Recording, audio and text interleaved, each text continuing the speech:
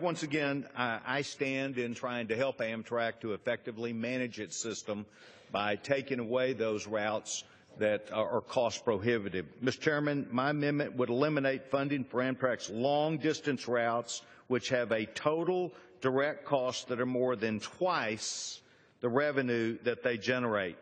Every single long-distance route that Amtrak provides, those of over 400 miles in length, operate at a loss every month.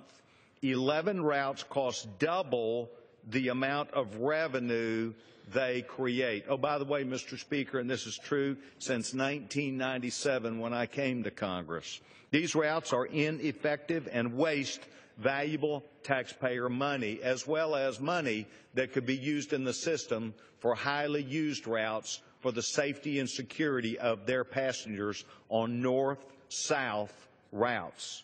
Some argue that many travelers cannot afford to fly and they need a less expensive travel alternative. However, most of these routes, bus tickets and plane tickets, are less expensive, more efficient, and more frequent in time. Combined, these 11 routes cost the American taxpayer about $500 million in fiscal year 2014 alone. 4 lines cost over $50 million each. I think it's clear that government-subsidized rail service on Amtrak does not make economic sense if they have money to bleed off $500 million with routes that cost twice in expense what they generate in revenue. So I'm offering this amendment again.